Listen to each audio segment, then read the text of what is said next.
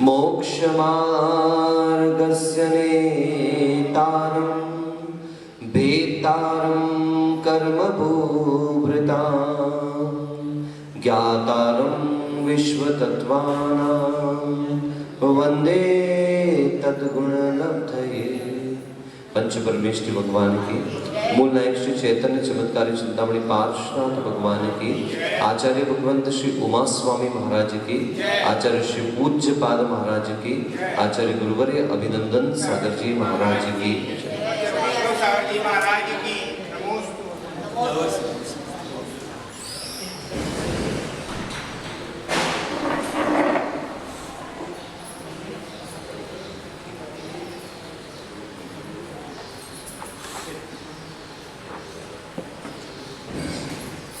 चलिए भाई, कल हम लोगों ने देखा था दो प्रकार का सम्यक्त्व होता है, अधिगमज और निसर्गज। ये उत्पत्ति की अपेक्षा से है। उत्पत्ति की अपेक्षा से निसर्गज और अधिगमज, परिणामों की अपेक्षा से देखा जाए तो आपका सराग और वीतराग सम्यक दर्शन है, और थोड़ा नयों की दृष्टि से देखा जाए तो निश्चय और व्यवहार सम्यक्त्व भी होता है। ठीक है, इस प्रकार से कई उस सम्यक दर्शन आदि के भेद बन जाते हैं। आज हमने कल जो देखा था उसको थोड़ा सा और आगे बढ़ाते हैं। तत्ग्रहणम किमर्थम टीका में आया हुआ है, लगभग 7वें नंबर की लाइन है।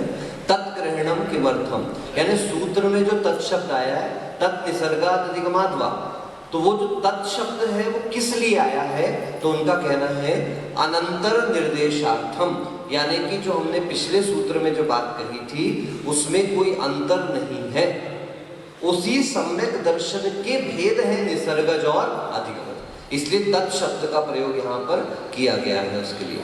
अनंतरम सम्यक दर्शनम तद इति अनेन प्रतिनिर्दिश्यते, यानी सम्यक दर्शन का ही उपदेश करने के लिए, सम्यक दर्शन के ही भेद बताने के लिए यहाँ पर तत् इस सर्वनाम का प्रयोग किया गया। इतरथा मोक्ष मार्गः अपि प्रकृतः तस्य अभिसंबंधः स्यात्, क्योंकि महाराज पहला सूत्र मोक्ष मार्ग के बारे में कह रहे थे, दूसरा सूत्र सम्यक दर्शन के बारे में कह रहे थे। अगर हम तत् नहीं कहते तो कोई मोक्ष मार्ग को निसर्गज और अधिगमज अर्थ भेद ना लेना। सचिन बेटा, यहाँ पर प्रश्न उठा कि तत् शब्द का प्रयोग क्यों किया गया, तो वो कहते हैं इसलिए किया गया है कि सम्यक दर्शन का प्रकरण है, ऐसा जानने के लिए तत् शब्द का प्रयोग किया। तो उन्होंने कहा कि इतनी आवश्यकता नहीं थी। बोले नहीं, प्रथम सूत्र मोक्ष मार्ग की व्याख्या करने वाला था, दूसरा सूत्र सम्यक दर्शन की व्याख्या करने वाला था। अगर हम कहीं तत् ना लिखते यहाँ पर तो कोई मोक्ष मार्ग को निसर्गज और अधिगमज ना मान लेवे है। अगर तत् का निर्देश नहीं करते तो कोई मोक्ष मार्ग को निसर्गज और अधिगमज ना मान लेवे, किंतु यहाँ पर सम्यक दर्शन का प्रकरण होने से सम्यक दर्शन के लिए तत् यहाँ सर्वनाम प्रयोग कर लिया। तत् सम्यक दर्शन निसर्गज निसर्गात् अधिगमात् वा भवति, ऐसा था सम्यक दर्शन। निसर्गज और अधिगमज के भेद से दो प्रकार का उत्पत्ति की अपेक्षा से बताया है। ननु च अनंतरस्य विधिर्वा भवति प्रतिषेधो वा, क्योंकि अगर हम तत् नहीं लिखते हैं वहां पर तो या तो फिर उस सूत्र से एक किसी का प्रतिषेध हो जाता है और किसी की विधि। विधि का मतलब क्या होता है? व्याख्यान। विधि का मतलब होता है उसका कथन करना, और निषेध का मतलब होता है नहीं। जैसे जैसे ही मैंने आपको कह दिया तुम तो सिर्फ एक आत्मा हो, ये विधि रूप कथन हो गया। इससे अपने आप निषेध हो गया कि तुम शरीर नहीं हो, तुम जड़ नहीं हो। अब निषेध रूप कथन क्या कहा जाएगा? भैया हमारा स्वरूप ये शरीर नहीं है, हमारा स्वरूप जड़ नहीं है, हमारा स्वरूप ये अचेतन तत्व नहीं है, ये निषेध रूप कथन हुआ। यानी आप किसी को पॉजिटिव रूप में भी कह सकते हो और आप किसी को नेगेटिव रूप में भी संगीत कैमरा चल, आप किसी को पॉजिटिव रूप में भी कह सकते हो और आप किसी को नेगेटिव रूप में भी कह सकते हो। आपको जिस विधि से बात करनी है आप उस विधि से बात करते हो। यही अनेकांत की विशेषता है। विधि रूप से भी कथन हो सकता है और निषेध रूप से भी कथन हो सकता है। ज्ञान दर्शन आत्मा के गुण हैं। विधि रूप कथन, स्पर्श रस गंध वर्ण आत्मा में नहीं होते। निषेध रूप कथन आप जिस तरीके से करना चाहे। वक्तुम इच्छा इति विवक्षा, जैसा वक्ता कहना चाहता है वो उस समय उस विधि से सामने अपनी बात प्रस्तुत किया करता है। आगे कहते हैं एति अनंतरस्य सम्यक दर्शनस्य ग्रहणम सिद्धमिति चेत् न, क्या इससे मात्र सम्यक दर्शन का ग्रहण सिद्ध हो जाएगा? प्रत्यासत्ते प्रधानम बलीय इति मोक्ष मार्ग एव संबंधित। प्रत्यासत्ति का मतलब होता है कभी कभी जिस चीज में बलवत्ता होती है उस चीज को हमें प्रधान करके चलना पड़ता है। तो यहाँ मोक्ष मार्ग में यदि किसी चीज की प्रधानता है तो किसकी प्रधानता है? बोलो, सम्यक दर्शन की। ऐसा नहीं कि ज्ञान की प्रधानता नहीं है, ऐसा नहीं कि चारित्र का महत्व नहीं है। महत्व कितना भी चारित्र का हो और महत्व कितना भी ज्ञान का हो, लेकिन ये बात कभी विस्मृत नहीं करना चाहिए कि सम्यक दर्शन के बिना ज्ञान और चारित्र ये सम्यक विशेषण को प्राप्त नहीं हुआ करते हैं। तस्मात् वचनम क्रियते, इसलिए यहाँ पर तत् इस शब्द एक अक्षर के लिए इतनी सारी सिद्धि करी है। और वो करना क्यों जरूरी है? क्योंकि जब हम ये सैद्धांतिक ग्रंथों को पढ़ते हैं तो न्याय हमेशा लेकर के चलना पड़ता है। निर्णय, हेतु, कारण, उदाहरण, ये सारी चीजें प्रस्तुत करनी पड़ती है, क्योंकि ये ऐसे ग्रंथ हैं जिन ग्रंथों को अन्य मतावलंबी भी अपने अध्ययन में लेकर के आते हैं, ताकि वो अपने तत्व तो सभी क्या सभी ने अपने अपने, इसलिए अन्य लोगों में तो तत्व के श्रद्धान को सम्यक दर्शन कह देंगे, लेकिन जैन शास्त्रों में तत्वार्थ श्रद्धान को सम्यक दर्शन कहना है, क्योंकि भाववाची और द्रव्यवाची दोनों मिलकर के श्रद्धान जो है वही सम्यक दर्शन है। किसी एक अकेले पर्टिकुलर में नहीं, किंतु उसके सभी पक्षों को एक साथ। कोई आपके सामने आकर के अगर ये कह देता है आत्मा अनित्य है, हाउ? आत्मा नित्य है, हाउ? आत्मा नित्यानित्य है, उभय, हाउ? ये आप अच्छा हाउ पकड़ करके बैठ गए। आप नित्य भी कहते हो, आप अनित्य भी कहते हो, आप नित्यानित्य भी कहते हो। तो हमारे जैनाचार्य कहते हैं भैया आप जो कहो I am ready, I accept it, मैं इसको स्वीकार करता हूं, क्योंकि जैन शासन अनेकांत पर आधारित है और अनेकांत वस्तु को अनेक धर्म वाला स्वीकार करता है, अनेक गुण वाला स्वीकार करता है। एक वस्तु में अनेक गुण होते हुए वस्तु एक ही रहने वाली है। आत्मा नित्य है क्या? हाँ, चूंकि ध्रुव है, कभी नष्ट नहीं होने वाली, त्रैकालिक है, इसलिए वह नित्य है। और चूंकि प्रतिक्षण उसकी पर्याय का परिवर्तन हो रहा है, इसलिए वह आत्मा अनित्य भी है। पिछली पर्याय जो आ रही वो नष्ट है और अगले क्षण में नई आने वाली है, इसलिए ये भी पर्याय अनित्य है। और इस कारण से आत्मा अनित्य है। और अगर दोनों गुणों को ध्यान में रखते हुए चले तो आत्मा एक ही समय में उभय रूप है। पिछली पर्याय की अपेक्षा से अनित्य है ना, आने वाली पर्याय की अपेक्षा से अनित्य है, किंतु होते हुए भी वो धारा लगातार चल रही, इसलिए नित्य है। अतः वह उभय रूप भी है, नित्य है। इतना सुंदर तत्व है अनेकांत के माध्यम से, लेकिन अनेकांत को नहीं समझने के कारण ही दुनिया भर के विवाद प्रस्तुत हो रहे हैं। स्याद्वाद, अनेकांत वस्तु व्यवस्था, स्याद्वाद वचन व्यवस्था। क्या वस्तु क्या है? वो अनुभव रूप में जो आ रहा है वो अनेकांत है, और जो अभिव्यक्ति रूप में जो आ रहा है वो स्याद्वाद। वाद शब्द आ गया ना महाराज, वाद मतलब उसको कैसे प्रस्तुत करना, जो मैं आपको जिस शैली में कह रहा हूँ ये स्याद्वाद, परंतु जो तत्व का स्वरूप है वो कैसा है? न एकांतः इति अनेकांतः, एकांत नहीं है सो अनेकांत, बस।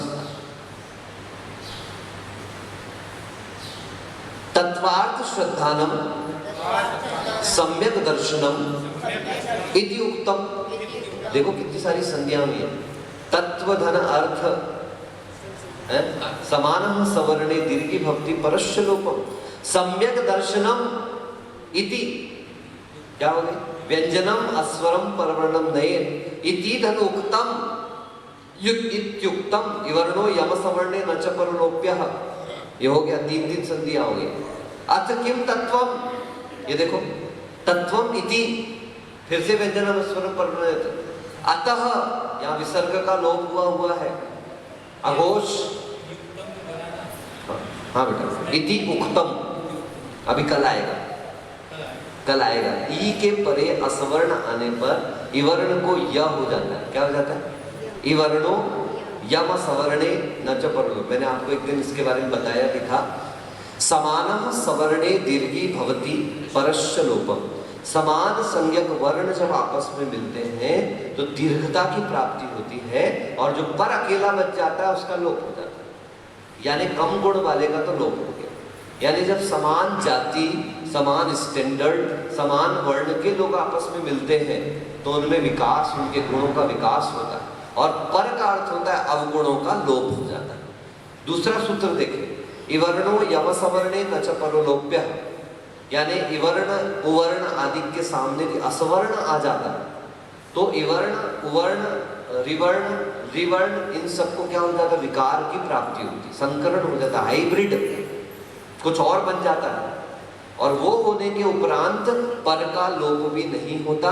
यानी अभी लौकिक व्यवहार में लगाएं, असमान जाति, असमान वंश, अवर्ण, असमान स्टैंडर्ड के लोग आपस में मिलते हैं तो कुछ नया संकरण हो जाता है, और पर का लोप यानी अवगुणों का लोप नहीं होता। उदाहरणार्थ मैं कई बार कह चुका, जर्सी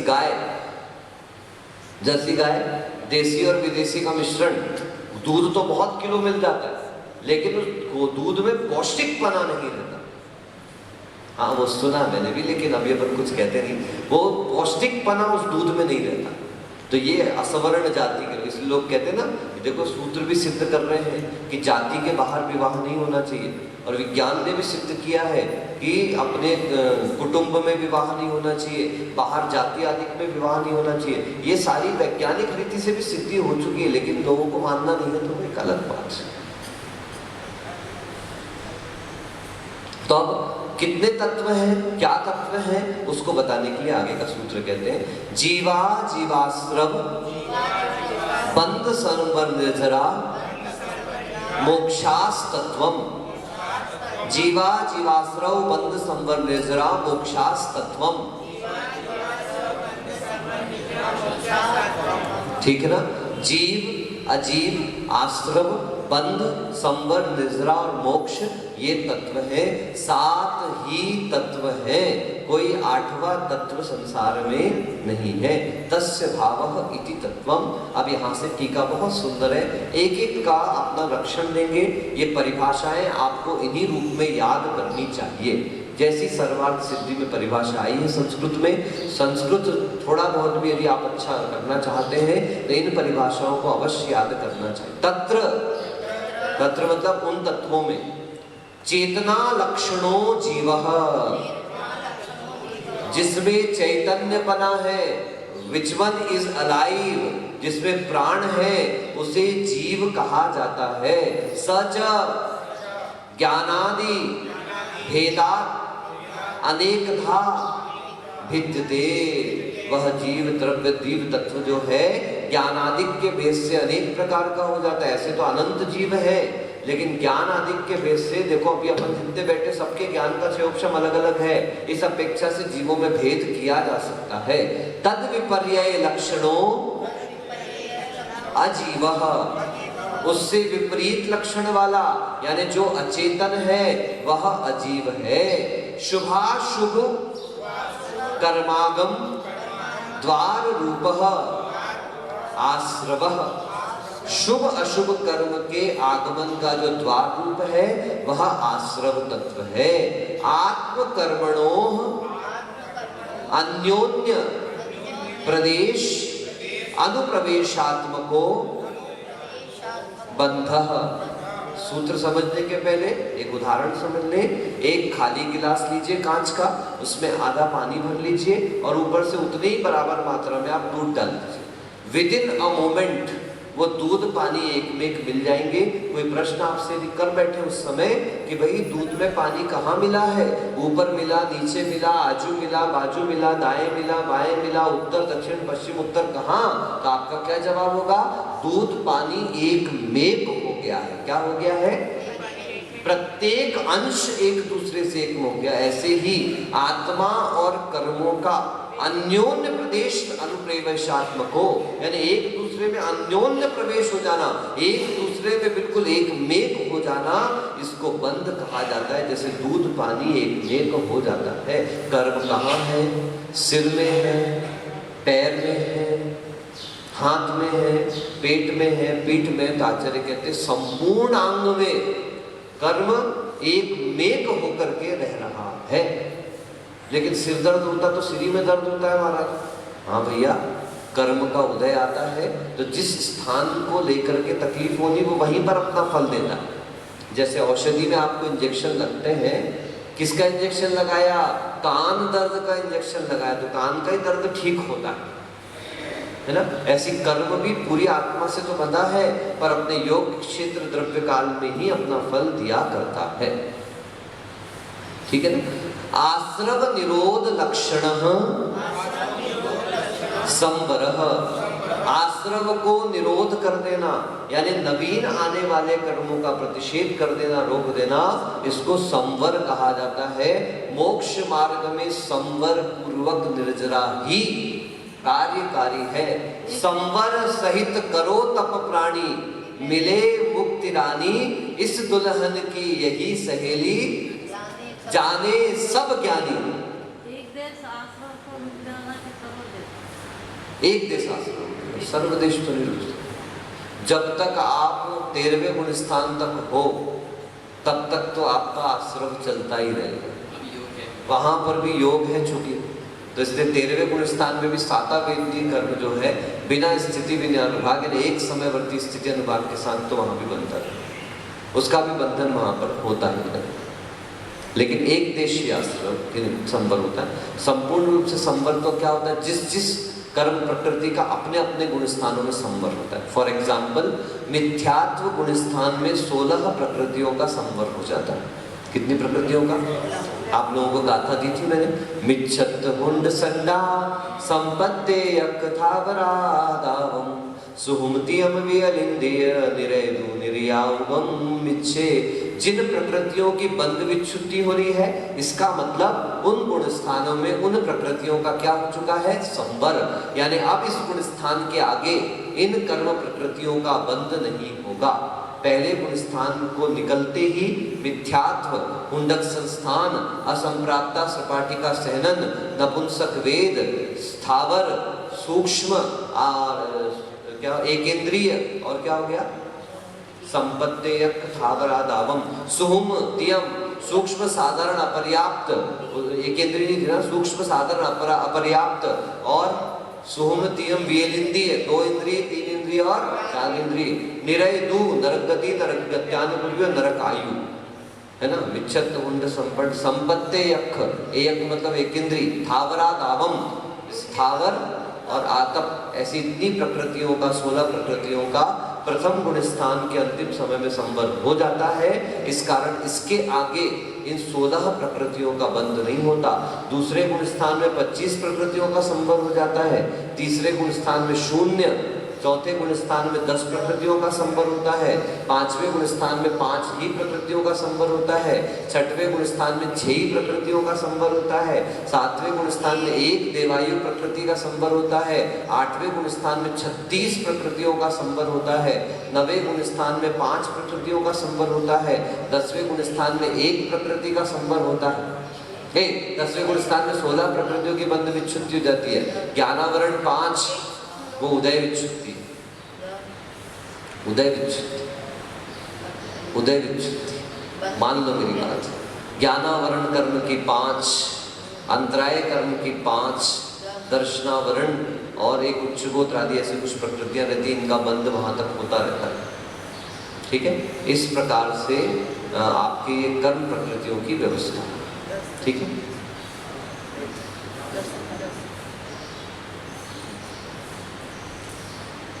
पुस्तक ऊपर रखिए, कंफ्यूज हो रहा होगा तो निकल जाएगा।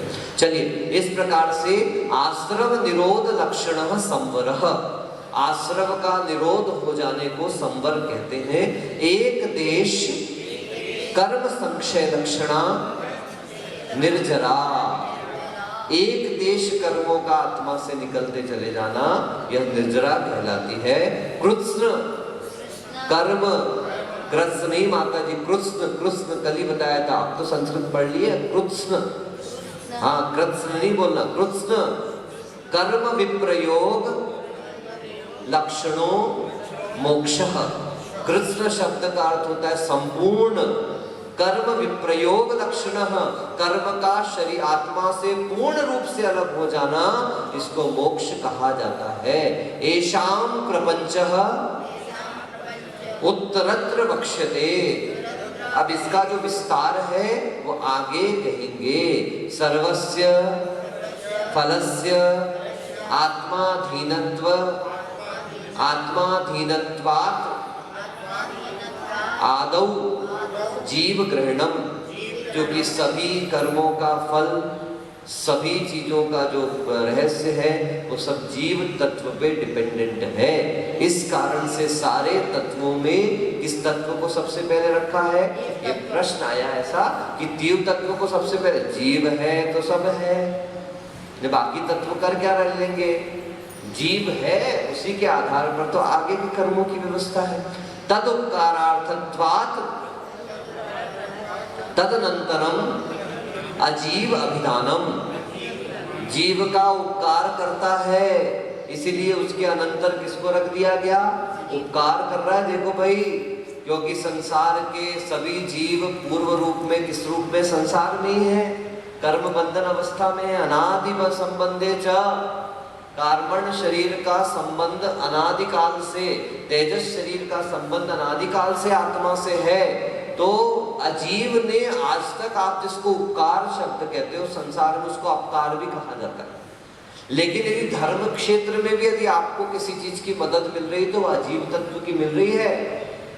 पिच्छिका अजीव तत्व है, कमंडल अजीव तत्व है, और सबसे बड़ी सब बातें छोड़ो, शास्त्र क्या है?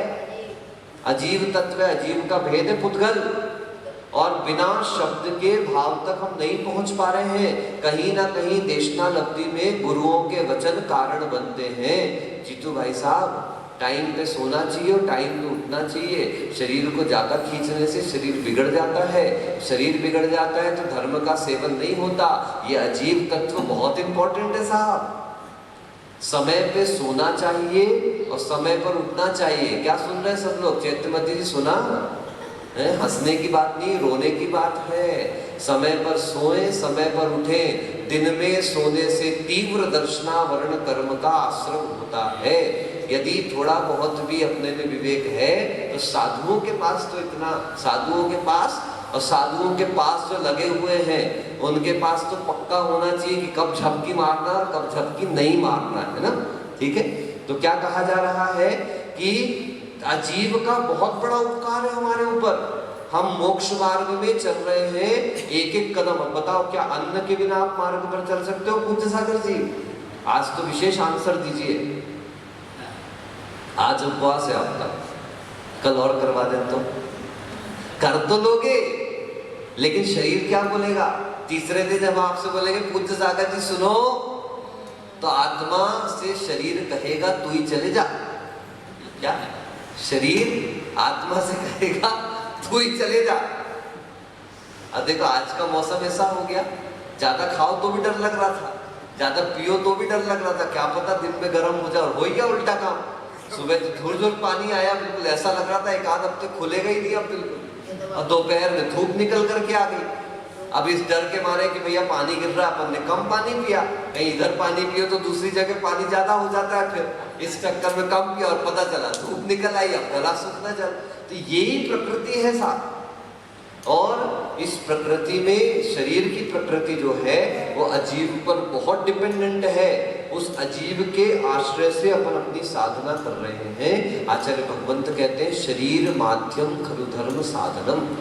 यदि धर्म साधन का कोई माध्यम है तो कौन है? वो शरीर है। बाधनम अपि, यदि धर्म को कोई बाधा भी कर रहा है तो कौन कर रहा है? शरीर। आप ज्यादा शरीर पर जितने डिपेंडेंट होगे, अब मैं ही यहाँ आ रहा था उठ करके, तो मैंने सोचा जाते जाते पढ़ाई कर रहा था बहुत देर से, 5 मिनट थोड़ी सी कमर सीधी कर ली जाए, ऐसा सोच के मैं लेट तो गया। उतने मुझे ऐसा लगा कि अब निद्रा आ जाएगी। मैंने तुरंत अपने आप को टाइट किया, खड़ा हो गया, क्योंकि अगर मैं मौका देता तो निद्रा देवी तो बिल्कुल तैयार है आपको बर्बाद करने के लिए। कैसे तरीके से घूम ही रहा है हेलीकॉप्टर उसका चारों तरफ, विशेष रूप से भी लोहारिया की छत पे विशेष घूम रहा है निद्रा देवी का हेलीकॉप्टर है। कब किसके कमरे में उतर जाए कोई भरोसा नहीं है। इसे सब अपने अपने कमरे के दरवाजे बिल्कुल खुले रखो, क्योंकि निद्रा देवी का हेलीकॉप्टर अधिकांशतः बंद कमरों में गिरता है। कहाँ गिरता है? ज्यादातर बंद कमरे में आकर के बैठता है निद्रा देवी का हेलीकॉप्टर। इसलिए अपने अपने खिड़की दरवाजे कमरे खुले रखो, जहां पंखे वंखे चलते रहते वहां जल्दी हेलीकॉप्टर आकर के उतरता है। इसलिए अपने कमरे के पंखे वंखे बंद करवा के रखिए, ताकि आपको निद्रा देवी के हेलीकॉप्टर से मुक्ति मिल सके। तदुभय विषयत्वात् तदनंतरम आश्रम ग्रहणम। जीव और अजीव के संयोग से ही तो आश्रम तत्व तैयार होता है। यदि दोनों का संयोग ना हो, एक बहुत अच्छी कथा मैंने पढ़ी थी। एक राजकुमार था और एक बार उसकी आंखों में बहुत पीड़ा थी, इतनी पीड़ा कि एक सेकंड भी वो शांति से नहीं बैठ पा रहा था। कई स्त्रियां थी उसकी, तो कई वैद्यों ने इलाज किया, सब कुछ किया। कहानी में ज्यादा लंबी नहीं खींच रहा क्योंकि समय इतना अपने पास है नहीं। तो वो उसने एक वैद्य ने आकर के उनकी पटरानी को औषधि बताई, ये चंदन के साथ इस औषधि को घिसिए और इनकी आंखों में लगातार डालिए, 8-8 घंटे के प्रयोग लग सकता है, तब तक इनकी आंखों की जलन कम हो जाएगी। लेकिन शर्त है, इस दवा को घिसने और डालने का काम इनके क्लोज यानी इनकी पत्नियों को ही करना पड़ेगा। चालू हुआ तो राजा थोड़ी देर तक तो सहन करता रहा, फिर और जोर के चिल्लाया उसने। पटरानी समझ गई कि राजा को आवाज से बहुत तकलीफ हो रही है। उसने सारी रानियों को इशारा किया, बोला भी नहीं कुछ, सिर्फ इशारा किया। बस एक चूड़ी हाथ में सुहाग की रह गई और बाकी सारी चूड़ी, क्योंकि घिसने में किसकी आवाज हो रही थी? चूड़ी कंगन की आवाज, और वो उसको चुभ रही थी बहुत ज्यादा। और जब हेडेक अटैक होता हो, सिर दर्द होता हो, तो जरा जरा सी आवाज भी बाधा करने लगती। जब राजकुमार ठीक हुआ तो उसने पूछा, भाई ये क्या आवाज आना कैसे बंद हो गई? तो पटरानी बोलती है, राजन जब तक दो है तब तक कोलाहल है, और जैसे एक हो गया तो सारा कोलाहल समाप्त।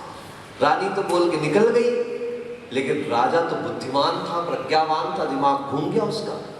समझ गया वो जब तक दो हैं तब तक विवाद है, जब तक दो हैं तब तक उधम है, जब तक दो हैं तब तक हल्ला है। जैसे ही एक पे आकर के टिक गए तो सारा कोलाहल समाप्त। रानियां बैठी हैं चूड़ियां पहनने में, और इधर राजा निकल गए, घर से दीक्षा लेकर के बैठ गए। जब रानियां वहां रोती बिलखती पूछी, और क्या हुआ ऐसा? बोले आपके ही उपदेश से हुआ ऐसा। मैंने ऐसा क्या उपदेश दिया? बोले आपने तो कहा था जब तक दो हैं तब तक कोलाहल है। मैं आत्मा को शरीर के चक्कर में फंसा कर बैठा था, इसीलिए तो कोलाहल था। अब मैं शरीर की भावना से उठ गया, विश्वास हो गया मैं अकेला हूं, एकत्व विभक्त, और बस कोलाहल समाप्त हो गया। जब तक दो हैं इसीलिए आश्रम है। तत्पूर्वकत्वात् तद अनंतरम बंधाविधानम। एक तो आश्रम पूर्वक ही होगा, आएगा तभी तो बंधेगा, आए बिना टपक तो नहीं जाएगा। ऐसा तो नहीं है देवों में और नारकियों में ऐसे उत्पन्न हो गया, वैसा तो नहीं है। और उसके बाद होता है, आश्रम के अनंतर होता है, वो बंध कहलाता है। संवृतस्य बंध अभावात् तत् प्रत्यनीक प्रतिपत्त्यर्थम तदनंतरम संवर वचनम। ये कह रहे हैं कि संवृतस्य बंधाभाव, जो संवृत मतलब ढका हुआ है, बंधा हुआ है, उसके बंध का अभाव होने पर हमारे संवर शब्द की व्युत्पत्ति हुआ करती है। जो संवृत को खोल देता है, बंधे हुए को खोल देता है या बंधे हुए को रोक देता है, उसको क्या कहा जाता है? संवर। संवरे सती निर्जरा उपपत्तेः तद अंतिके निर्जरा वचनम। संवर के उपरांत जो निर्जरा होती है, इसलिए उसको अंत में निर्जरा वहां पर वचन रखा है। वैसे संवर के बिना भी निर्जरा होती है, लेकिन मोक्ष मार्ग के वचन होने के कारण, चूंकि मोक्ष मार्ग में संवर पूर्वक निर्जरा ही प्रधान है, इसलिए प्रथम तो संवर और उसके बाद निर्जरा। अंते प्राप्यत्वात् मोक्षस्य अंते वचनम। सबसे अंत में प्राप्त होता है, इसलिए मोक्ष को अंत में रखा गया है। बस आज के लिए इतना काफी है। नमोस्तुता प्रणिक स्वाध्याय निष्ठापन क्रियाएं श्रुत भक्ति कायो सर्व करो।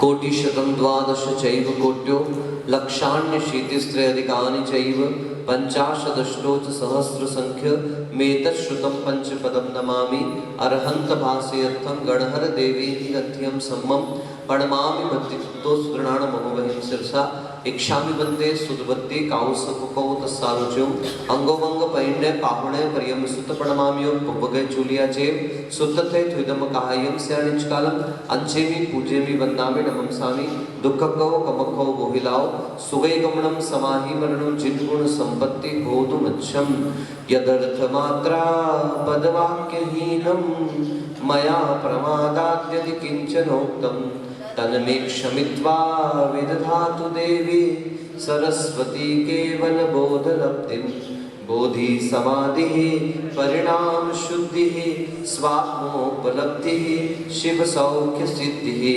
चिंतामणि चिंतित वस्तुदाने त्वां वन्दमानस्य ममास्तु देवी।